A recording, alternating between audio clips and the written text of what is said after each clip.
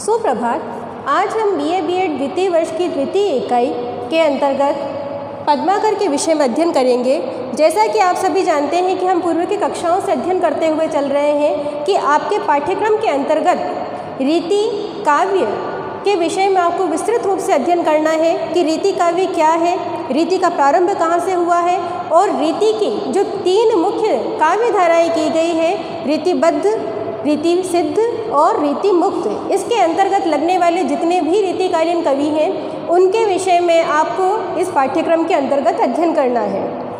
आज उसी रीतिबद्ध काव्यधारा के अंतर्गत आने वाले एक प्रमुख कवि जो कि रीतिकाल के अंतिम प्रतिनिधि कवि माने गए हैं। अंतिम प्रतिनिधि कवि इनको इसलिए माना गया है क्योंकि पद्माकर का जो समय था, जो जीवन काल का जो समय था और जब तक इन्होंने अपना काव्य सृजन किया वो करते हुए ये उस समय सीमा तक पहुंच गए थे जबकि आधुनिक काल का प्रारंभ हो गया था और उस समय रीति परक और रीति विषयक रचनाओं के लिए कवियों के मन में आकर्षण स्वतः ही कम होने लग गया था। समाप्त नहीं कहूँगी मैं, कम होने लग गया था। इसीलिए इन्हें रीति काव्यधारा या रीति काल का अंतिम प्रवर्तक कवि माना गया है। आज उन्हीं कवि पद्माकर के विषय में हम अध्ययन करेंगे। सबसे पहले आप कवि परिचय से अवगत होइए। पद्माकर का जन्म 1753 में बांदा में मोहनलाल भट्ट के घर में हुआ था। ये एक ब्राह्मण कुल में उत्पन्न हुए थे और इनके पिता भी शास्त्र विद्या में निपुण थे।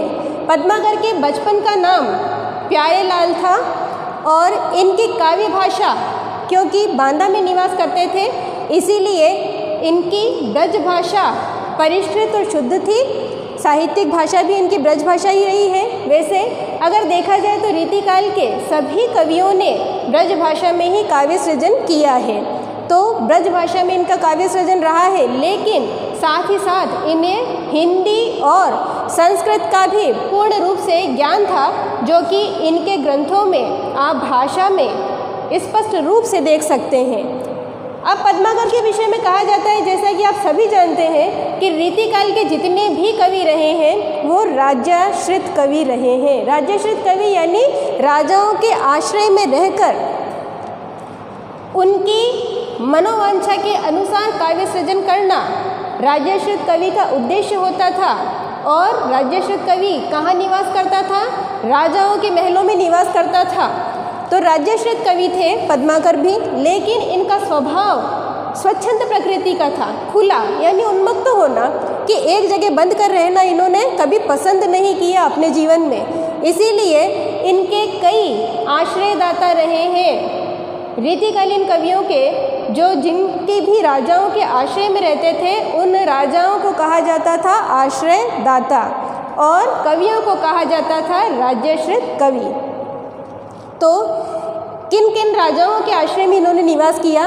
सबसे पहले सागर नरेश अप्पा साहब, उसके बाद में श्री रघुनाथ राव, बांदा के सेनानायक गोसाई अनूप गिरी जिनका उपनाम हिम्मत बहादुर है, और इन्हीं हिम्मत बहादुर उपनाम को लेकर उन्होंने हिम्मत बहादुर बिरुदावली एक विस्तृत चरित काव्य लिखा है। जयपुर नरेश प्रताप सिंह, जयपुर नरेश प्रताप सिंह के यहीं रहते हुए जयपुर में जब ये निवास करते थे पद्माकर, तो इसी समय इन्हें श्वेत कुष्ठ रोग हो गया था। उस रोग की मुक्ति की प्राप्ति के लिए भी इन्होंने प्रबोध पचासा जैसे ग्रंथ का निर्माण किया था। अंतिम में देखते हैं उदयपुर नरेश भीम सिंह, यानी इतने सभी राजाओं के आश्रय में रहकर पद्माकर ने अपने काव्य का सृजन किया था।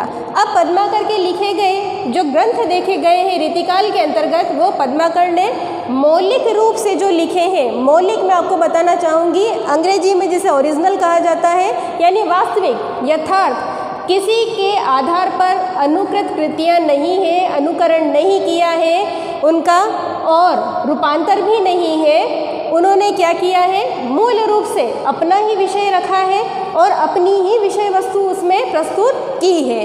तो इनके द्वारा लिखे गए काव्यों को, जो मौलिक 7 काव्य ग्रंथ हैं, उनकी मुख्य विषय वस्तु क्या रही है, उसके आधार पर हम इनके काव्यों को कितने भागों में बांटेंगे? 4 भागों में बांट कर देखेंगे। पहला आता है पद्माकर का चरित काव्य, चरित काव्य इनके दो हैं, वो है हिम्मत बहादुर विरुदावली और प्रताप सिंह विरुदावली। प्रताप सिंह विरुदावली जैसा नाम से स्पष्ट हो रहा है कि जयपुर नरेश सवाई प्रताप सिंह की प्रशस्ति में, प्रशस्ति अर्थात प्रशंसा में इन्होंने लिखा था। और हिम्मत बहादुर विरुदावली बांदा जहाँ के निवासी थे, वहाँ के एक सेना नायक थे जो बहुत ही वीर और योद्धा थे। वो सेना नायक जिनका नाम क्या था वास्तविक, गोसाई अनूपगिरी। लेकिन इन्होंने गोसाई अनूपगिरी नाम से अपना ग्रंथ नहीं लिखा, बल्कि उन्हें एक उपनाम प्रदान किया हिम्मत बहादुर, और हिम्मत बहादुर विरुदावली नाम से इन्होंने इन पर एक चरित काव्य लिखा। चरित काव्य आप सभी जानते हैं कि किसी के चरित्र का वर्णन करना, और उसकी मुख्य विशेषता आपको यही मिलेगी कि जो उसका प्रधान नायक होगा काव्य का, उसी नायक के नाम के आधार पर उस ग्रंथ का नामकरण किया जाता है। हिम्मत बहादुर विरुदावली नाम से ही स्पष्ट हो रहा है कि हिम्मत बहादुर की कीर्ति और वैभव और उनके साहस को दर्शाती है। प्रताप सिंह विरुदावली सवाई प्रताप सिंह की प्रशंसा में लिखी गई है कि वो किस प्रकार के वीर योद्धा और साहसी थे।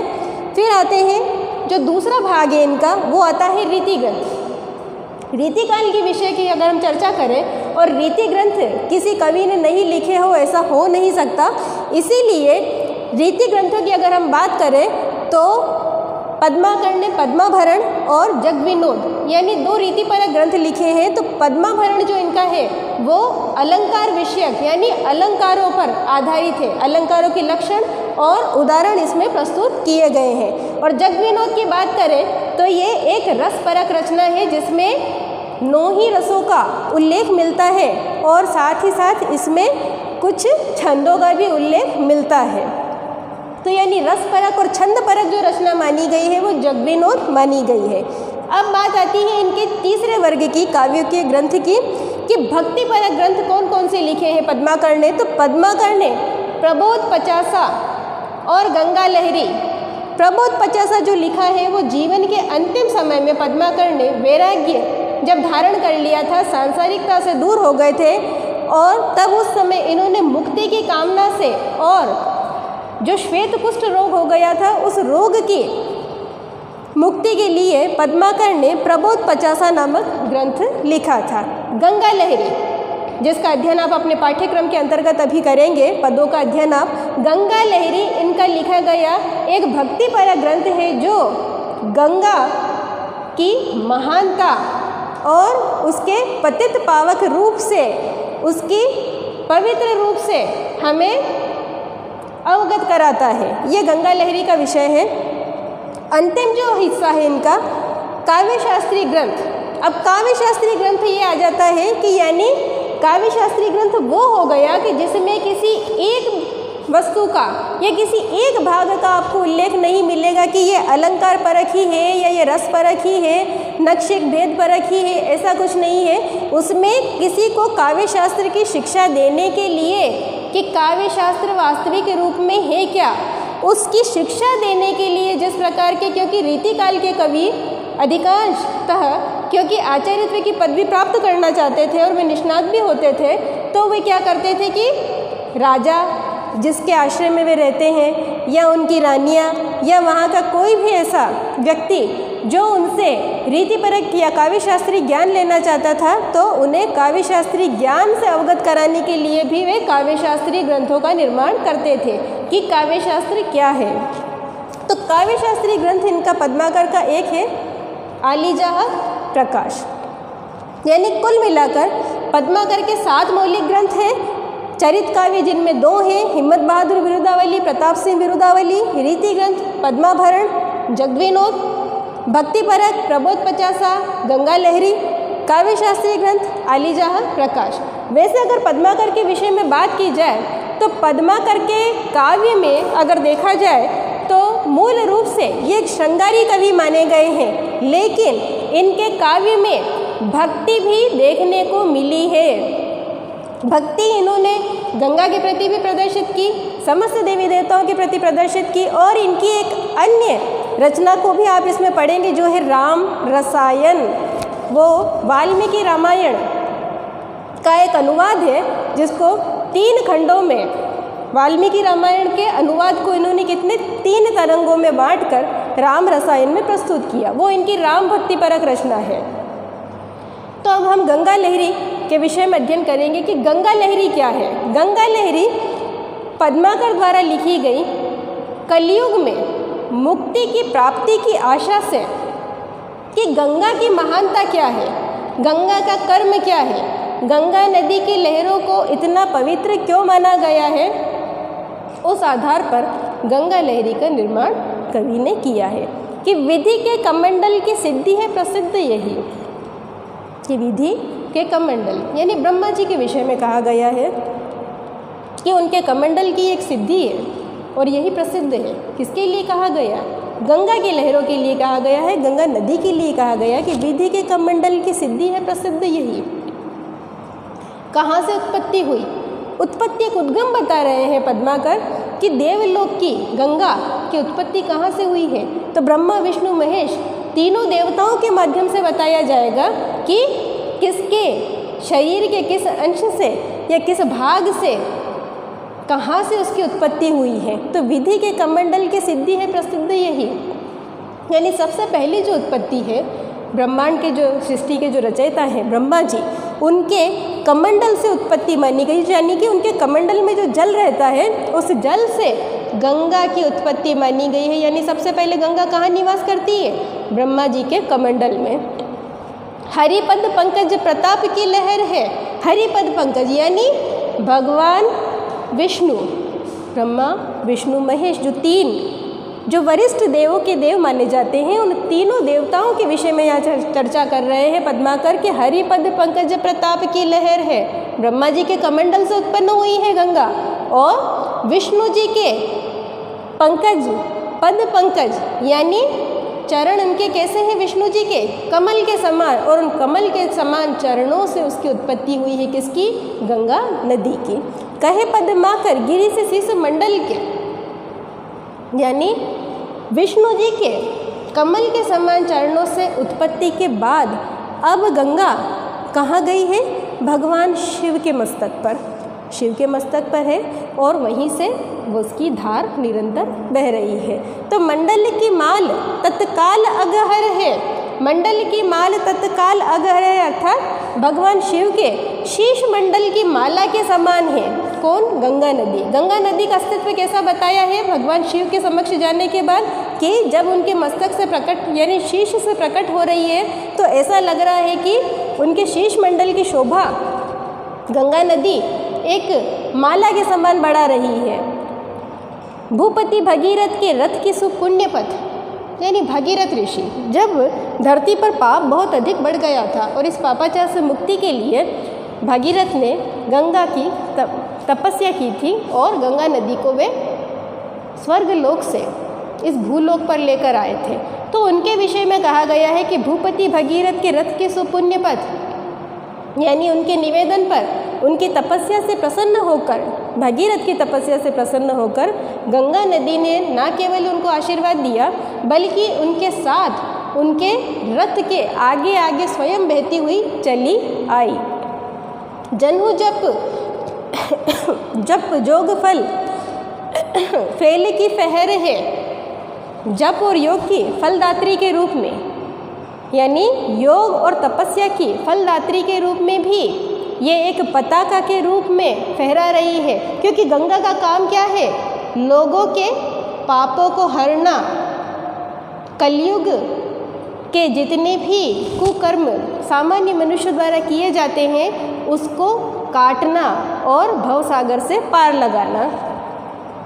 छेम की चहर गंगा रावरी लहर है, यानी क्या करती है गंगा कि गंगा कलयुग में उद्धारक का काम कर रही है। गंगा क्या करती है? कलयुग में उद्धारक का काम कर रही है कि कलयुग के अत्याचारों को काट रही है। कली काल को कहर जम जाल को जहर है, यानी यम के द्वारा, यमराज के द्वारा बिछाए गए इस कलयुग के जाल को गंगा नदी क्या कर रही है? अपने आप में फंसाकर, अपने आप में उलझाकर मनुष्य को मुक्ति प्रदान कर रही है। यानी गंगा का मुख्य कार्य ही यही बताया गया है कि गंगा क्या करती है। गंगा पतित उद्धारक है, यानी पापियों का उद्धार करती है। गंगा का कार्य ही यही है कि वो पाप कर्मों को नष्ट करने का कार्य करती है और मनुष्य को मुक्ति प्रदान करती है। यानी गंगा लहरी के जिस पहले पद का आज हमने अध्ययन किया है, उस पद में यही बताने का प्रयास किया गया है कि पद्माकर ने गंगा की उत्पत्ति बताई कि ब्रह्मा जी के कमंडल से, भगवान विष्णु के चरण कमलों से और भगवान शिव के शीश मंडल से यानी मस्तक से गंगा की उत्पत्ति मानी गई है। फिर भगवान के से उत्पत्ति होने के बाद राजा भगीरथ ने जो तपस्या की, तो गंगा राजा भगीरथ के तप से प्रभावित होकर, प्रसन्न होकर उनके साथ स्वर्ग लोक से भूलोक पर अवतरित हुई, यानी आ गई, उत्पन्न हुई।